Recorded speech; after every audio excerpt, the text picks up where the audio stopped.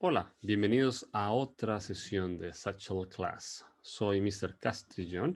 Today we are going to talk about how we travel. We are going to talk about means of transportation. Today's title is Viajo en tren. So let's have a look at our objectives today.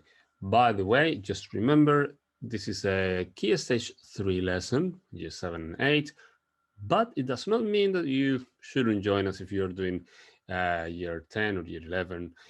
So you can actually practice a little bit of the structures that we are going to do or learn today. Hoy vamos a aprender el vocabulario de los medios de transporte y vamos a leer textos cortos que incluyen palabras claves.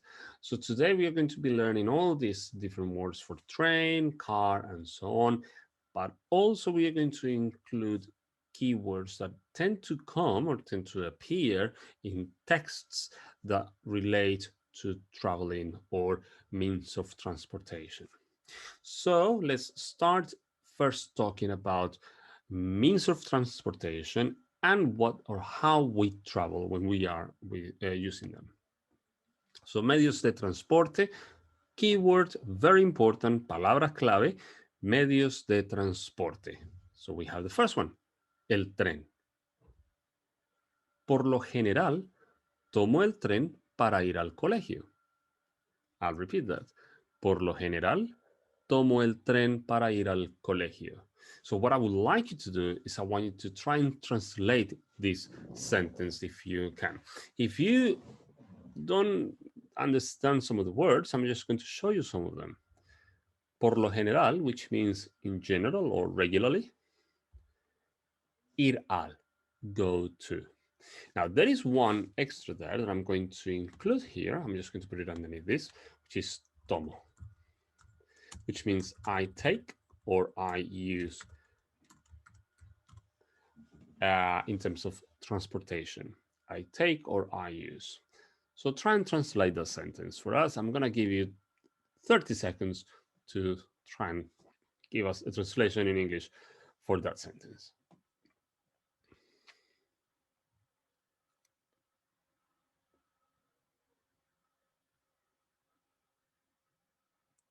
Okay. I won't translate it for you. I'll leave it for you to work out the meaning of that sentence, but hopefully you'll be able to understand what the sentence means or says in Spanish. También puedo ir en autobús. También puedo ir en autobús. Some keywords here. También, also. Puedo, I can. So write the sentence down and try to translate it into English. También puedo ir en autobús. And by the way, in some countries in South America, we don't use the word autobús, we use the word bus. Now then, there are certain countries like my own where we have a smaller means of transportation, and they're called colectivos in Colombia, but they will have different names in different countries in South America. So it would be good if you actually Googled or researched all these kind of unique local expressions or terms for transportation or different types of transportation in South America or Latin America. Let's go to the next one. Mi hermano viaja en metro. Mi hermano viaja en metro. Can you guess what that means? I hope you know what mi hermano means. And of course, metro, we've got it there. But viaja, he or she travels. Okay, so we are looking at this verb, which is very important in Spanish. I'm going to write here the different way how we conjugate that verb in Spanish in present. So we have viajo, viajas, viaja, viajamos, viajan, viajáis. I'm just going to put that one, viajáis, viajan. Now, what I would like you to do is I would encourage you to write down these conjugations. They're in simple present, by the way. If it is in past, it's going to be different, but that's something we are going to do in a different lesson. But what I would like you to do is I want you to practice your pronunciation, because this is one of those words that is very tricky to pronounce, particularly because you have a combination of letters that is very, or is not very common in English. You have an I-A combination, and then you have J. And that J, of course, in Spanish will sound differently. We say ha, ho, has, and of course, hamos. And that definitely is important to remember. I'm going to repeat each one of those in Spanish so you get familiar or used to the pronunciation. Viajo, viajas, viaja, viajamos, viajáis, viajan. I hope you're taking note of all these different verbs. Okay, let's continue. I'm just going to delete or clear all my drawings here, and then let's continue with the next one. Mi padre siempre viaja en coche al trabajo. Mi padre siempre viaja en coche al trabajo. So write this sentence down and try to translate the sentence into Spanish, into English. As you can see, I gave you also siempre and trabajo. Okay, I hope you know what that means in Spanish. Before I move on, I want you to take notice of this. In Spain, they will use, or we use, the word coche. In Latin American Spanish, we say carro. Okay, so this is important because anywhere you go in South America or in Latin America, you will hear the word carro. Okay, coche to us in South America or in Latin America means a different thing. Okay, it's a different type of transportation. It's like a carriage, and of course, it's not the same as a car. But if you're in Spain, the word you need to use is coche.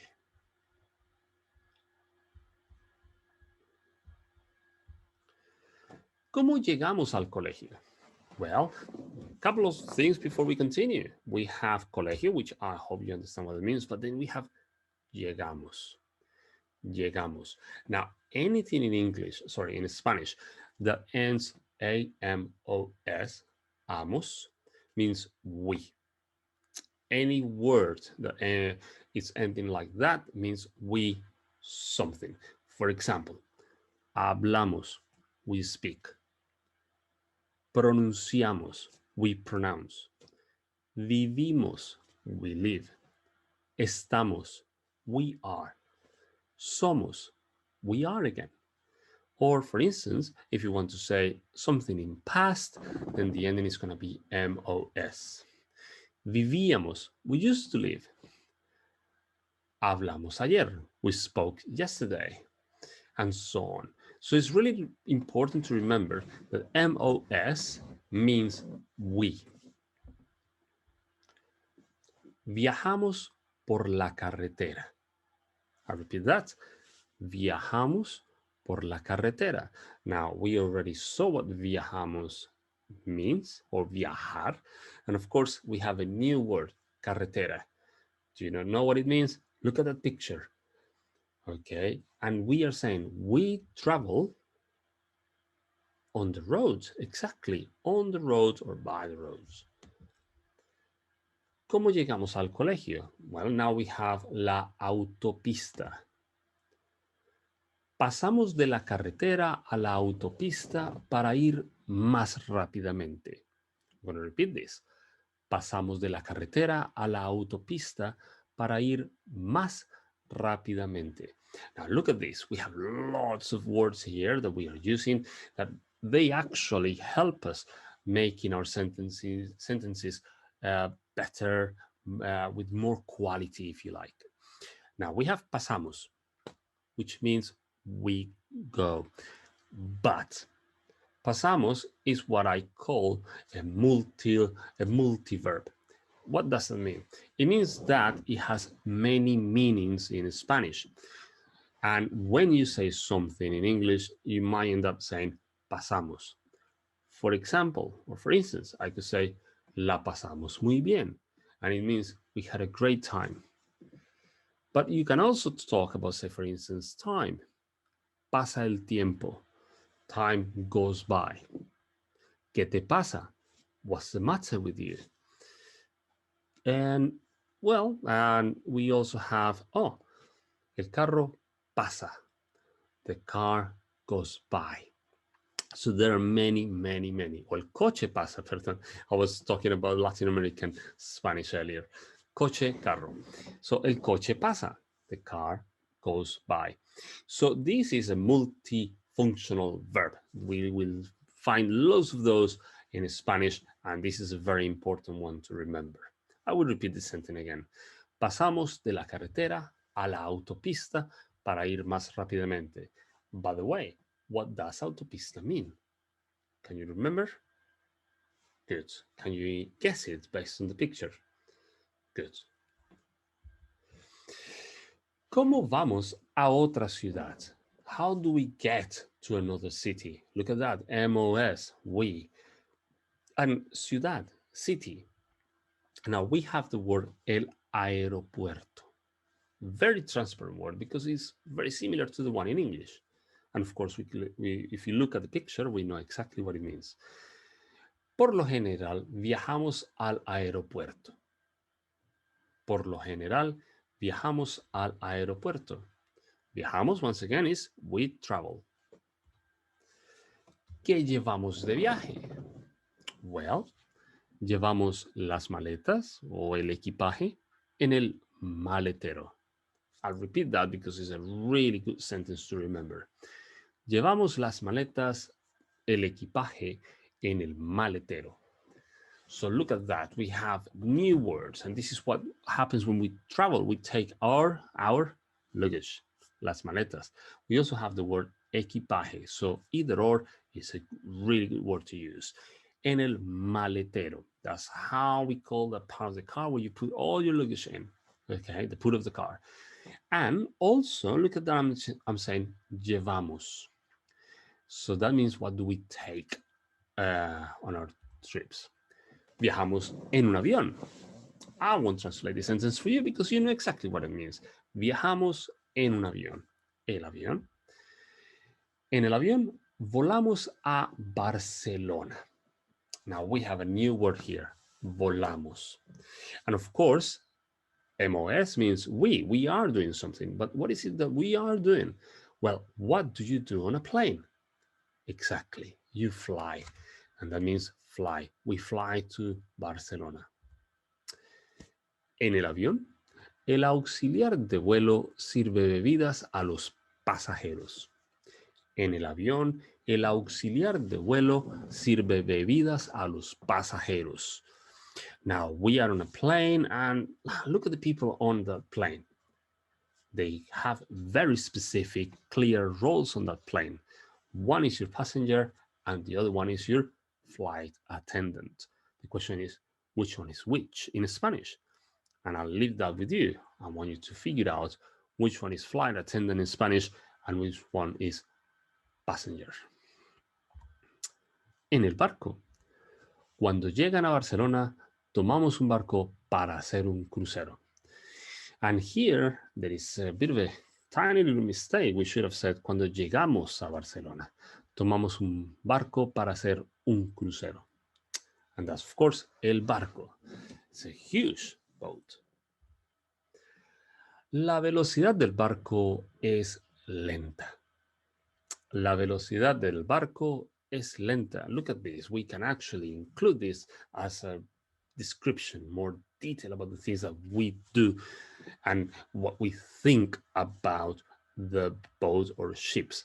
Really important, actually, because that shows that you're actually giving more information. You are giving extra information on just the fact that you actually travel by boat.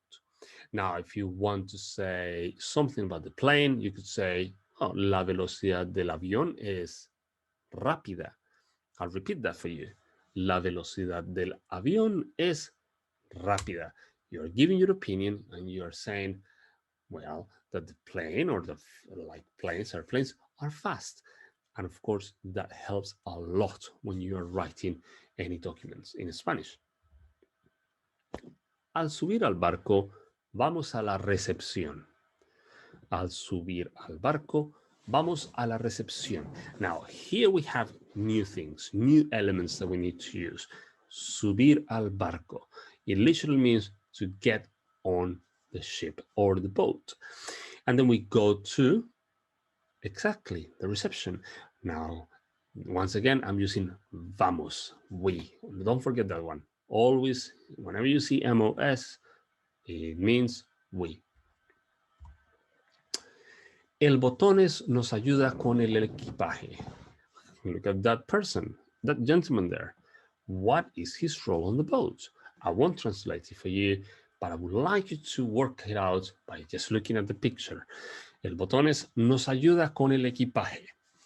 Now, we have the word equipaje. We should be able to remember that one from a couple of slides ago, but we have a new expression here, nos ayuda. Nos ayuda. So this person is helping us. So whenever I want to say helping us or aiding us or telling us or talking to us, we are going to use the word nos in Spanish. We will be learning how to use these ones in another presentation, but it's important to kind of get used to these words that usually pop up, and then of course we need to be able to recognize them and see what they mean. So let's have a look at this and let's practice a little bit about what we've learned so far. ¿Qué medio de transporte es barato? Now I'm going to translate barato because barato is another word that you might come across. It means cheap. What means of transportation is cheap. Of course, we have los trenes, los autobuses, los ferrocarriles, los metros. Now, there is a new type of transportation here that we hadn't seen before, ferrocarriles. Okay, what does that mean? Can you work it out yourself without me telling you? I'm going to give you 1 minute to see whether you can work it out. And in the meantime, think of which one of those ones is cheap. Okay, let's have a look at our answer. Los autobuses. Well, they tend to be cheaper than trains, metros, which are subways, or tubes, but we have los ferrocarriles. Well, ferrocarriles is exactly the same in Spanish as trenes. They are exactly the same. Trains and railways, exactly the same. ¿Cómo se llama el lugar donde se pone el equipaje en un carro? Can you remember how to call that specific place for where you put your luggage in a car? El sello, el botones, el conserje, el maletero is one of those 4 words. I'm going to give you just 30 seconds to try and work it out yourself. ¿Cómo se llama el lugar donde se pone el equipaje en un carro o en un coche? How do you call the place where you put your luggage away in a car? Well, let's have a look at our answer. El maletero. Muy bien. Muy bien. Buen trabajo. Hoy hemos aprendido el vocabulario de los medios de transporte. And really important is that we learn new words. And I'm going to write them here so we can actually remember them. Viajar, which means to travel. And remember that we have viajamos, which is we travel. Remember that we also learn nos. And nos is, for instance, nos ayuda. So it means he or she helps us. And that nos is us, us, nos, us. But also, we learn equipaje, okay? And we also learn maletero. Okay. We also learned el botones. Can you remember that what that means? Okay. And of course, volamos. Another one that is we do. Okay. Very well done for you today.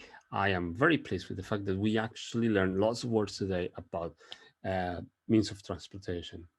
In the meantime, I really wish you the very best and I hope I can see you very soon in another one of our sessions. Por ahora, hasta pronto y muchos éxitos.